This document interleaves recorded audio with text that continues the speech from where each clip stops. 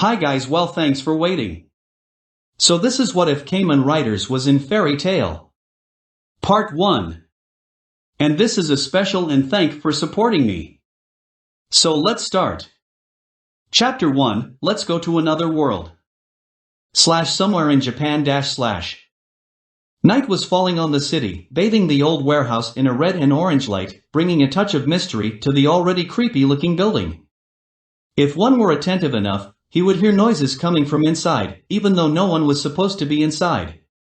Explosions, cries of pain and noises coming from bodies and furnitures falling on the ground. Noises even a building like this one shouldn't make. But it all ended with one last explosion, preceded by two distinct voices. Final attack ride, DDD decade. Rider kick. The explosion shook the whole building, people wearing black suit with white stripes on the front, a big gray belt showing some kind of eagle spreading his wings and a black wrestler mask with white lining the eyes, mouth and nose, flying everywhere, blown away by the attack. A few minutes later, beaten up bodies were scattered here and there, spread on the ground in many different positions, clearly showing that those guys had seen better days. In the basement stood two other persons, conscious and clad in strange-looking armors, looking at a strange ring-like structure in the middle of the room, surrounded by computers, a mysterious blue and black swirl in the middle. They were looking at it with concern, in silence, until one of them finally decided to spoke. I knew that they were working on something, but it's clearly not what I was expecting, said a young man with some kind of old square-shaped camera around his neck. Me neither, but we'll have to do what we can with it, said another man, an old man with graying hair, but there was something about him that made you know that he could kick your ass if it was needed. I think we'll need some brain to completely understand what that is, Tsukasa. I know, Takeshi, answered Tsukasa, running a hand through his hair. Looks like we'll have to call some people to help us out. Yeah. Let's not waste any more time. Takeshi then turned around, taking his phone out and began to call some friends, Tsukasa doing the same. They had a lot of work waiting for them. 1 month later, Amanagawa High School / It was 5 p.m. at Amanagawa High School and the bell just rang the end today's day at school. Students were currently either heading home or planning what to do in the evening, but they were all very excited since it was also the last day of school. But the students weren't the only one who were excited. Holiday Kita. The one who just destroyed the students' hearing was not a student, but a very excited teacher, wearing a gray suit and a tie, quite classic for a teacher, but his hair were combed in a pompadour, making him stand out even among the student. Yash, at least some holidays. What should I do? While he was wondering about what he could do, his phone rang suddenly. Surprised, not expecting any call today, he answered. Yo. Kisaragi here. Yes. Do I have to? Sai okay, I'll be here. He then hung up his phone before shrugging his shoulder. Well, here goes my holiday. Donut shop hungry / Client came and left the donut truck as usual, chatting and eating happily much to the owner's enjoyment. But you will soon reach another level of joy because his best client was coming close. Haruto Soma, his rings by his sides, was casually walking down the street, without a care in the world, heading straight at the shop. Haruto-kun. What a pleasure to see you. How are you? I'm good. I see you are too, answered the wizard while walking to the counter. So, what do you want? Oh, I know. Why don't you try my new recipe? Strawberry, orange, and banana. He asked the question, but deep down, he knew what his answer will be. And Haruto smiled, answering like he always do. No thanks. Plain sugar, please. You just sighed but obeyed, putting the donuts on a plate, but Haruto stopped him. No, put them in a bag, it's to go. To go? You are going somewhere? Yeah. I just received a call. And as he walked away, taking a bite of his donuts, he added, Someone's in need of a wizard. Helheim / In a luxurious field, full of green grass and colorful flowers, with a river of clear water flowing through it. A heavenly sight where two people, blonde and clothed in white, were currently standing, looking at the lush field. The woman sent a look at the man, who seemed lost in his thought. What's the matter, Kuta? Is there a problem? Not really, Mai. It's just... Kuta struggled to find his words, as if he himself didn't know what he was feeling. I'm going to be completely honest with you. I'm bored. I need to change air. You see what I mean? I see. I guess you do need some action. It is inherent to being a Kamen rider. She answered with a smile, getting one out of Kuta as a result. But as he was about to reply, a noise was heard. Turning their head, they saw something they didn't expected. A dimensional wall had appeared in Helheim. It was not a big wall, but enough for someone to walk out of it. Someone Kuta recognized immediately. Tsukasa? Tokyo Metropolitan Police Department / Don't worry, Kiriko.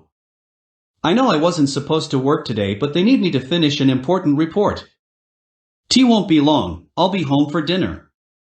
Yeah, I know. I love you, too.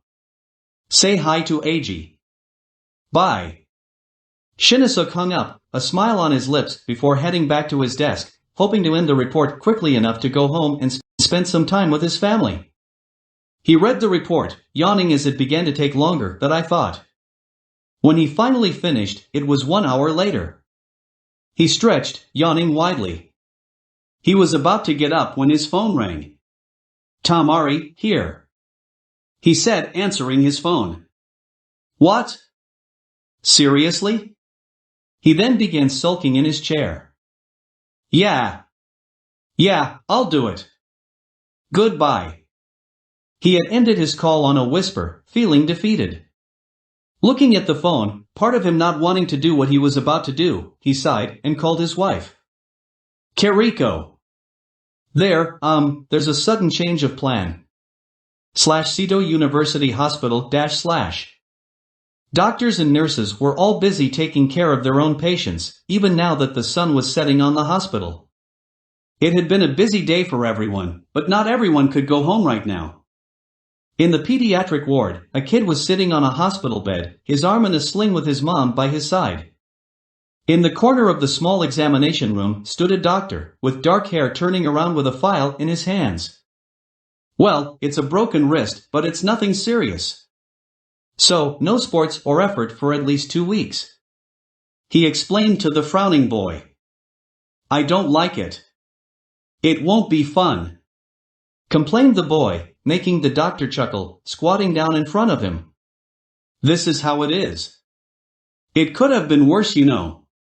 Life is precious, you have to treasure it, no matter how it turns. He said with wisdom while smiling at the boy who nodded with a smile.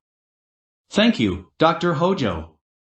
A little while later, the boy left with his mother, leaving Emu behind him, smiling widely before heading to the rooftop, taking a break like he always do before heading home, taking a time to think about his time as a Kamen rider when suddenly, he was interrupted by Iro, joining him to stand by his side, without looking at him.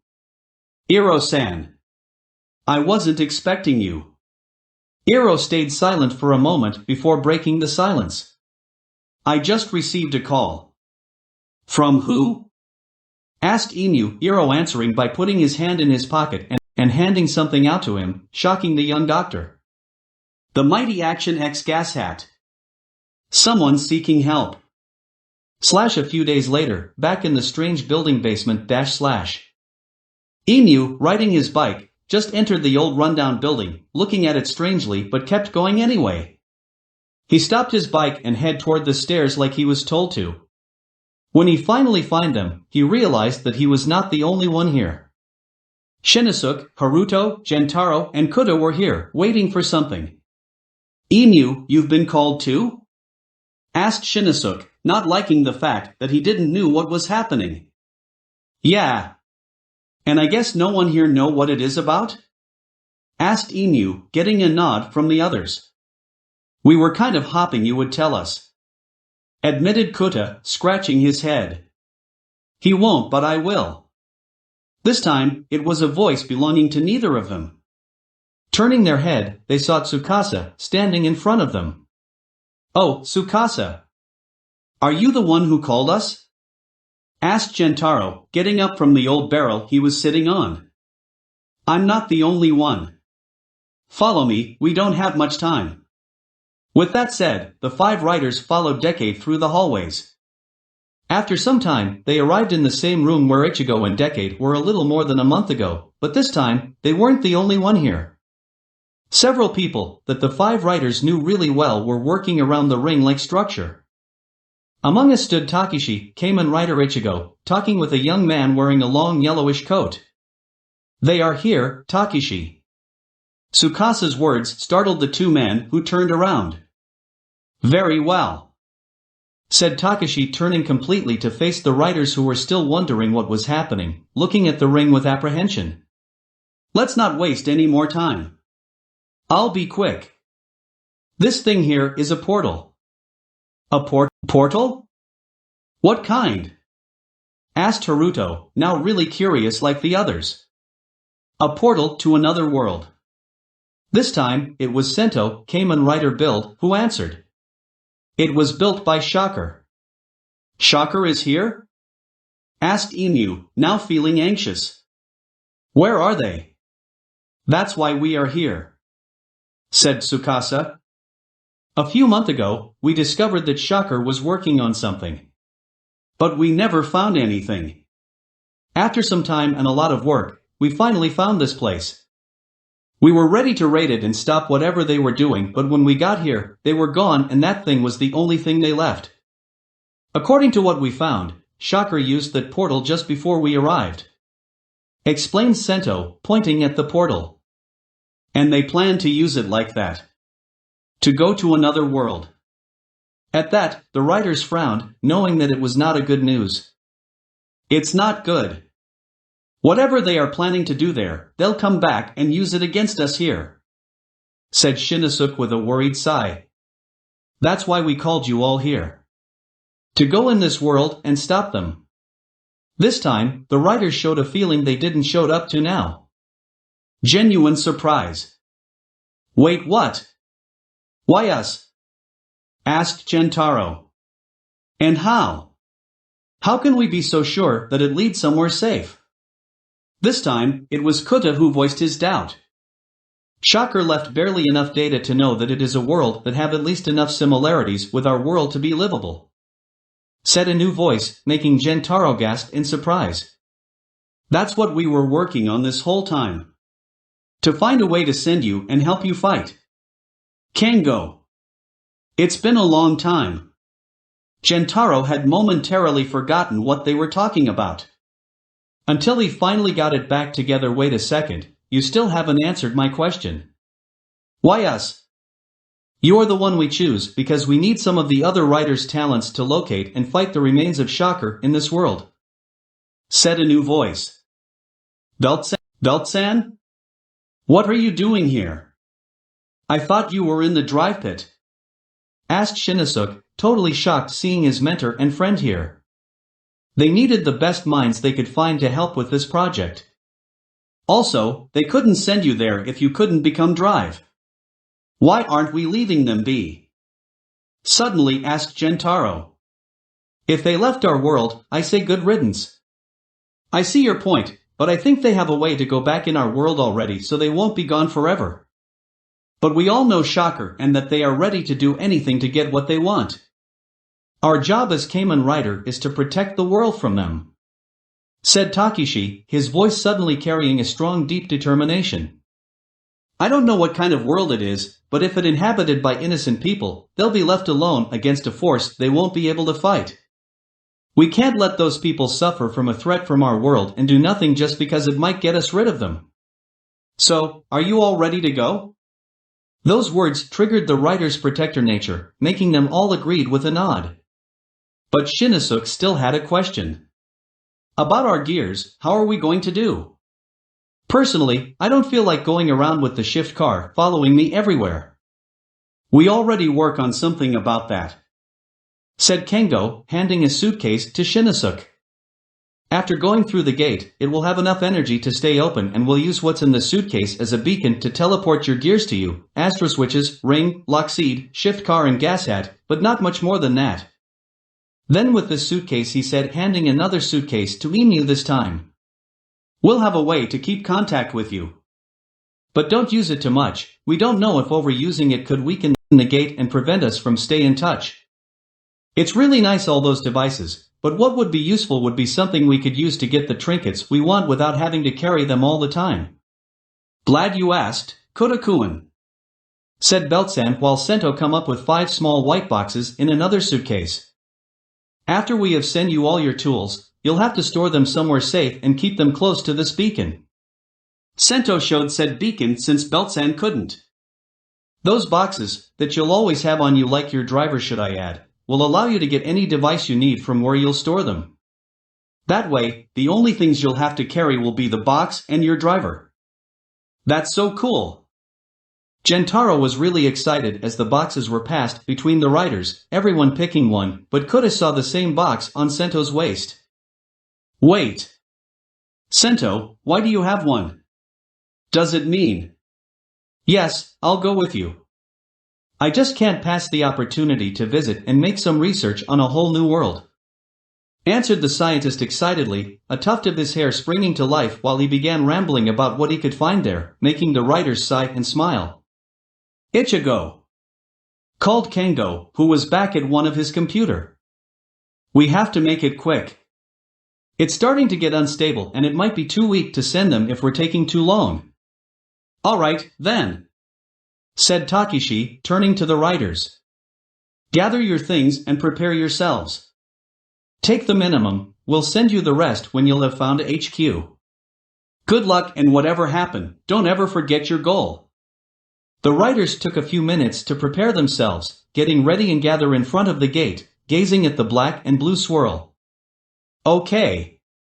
Ready everyone? Asked Takeshi, his eyes on the rider's back. I'm ready. Let's take them on, said Gentaro, fixing his hair. Yes. It's showtime, added Haruto. Let's make it our stage, said Kuta, readying himself. Shinosuke, is your engine running? Asked Belt-san, back on Shinosuke's waist.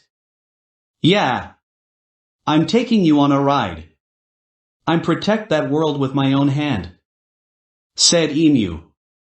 Okay then, let's begin the experiment, said Sento, smiling. And after that, they all jumped in the gate, heading to a whole new adventures. After they left, Tsukasa joined Takeshi, who was still looking at the gate. You think they will be fine? They have to, answered Takeshi, his smile now gone. No matter what shocker planned for this world, we have to stop them or our world will pay the price. To be continued.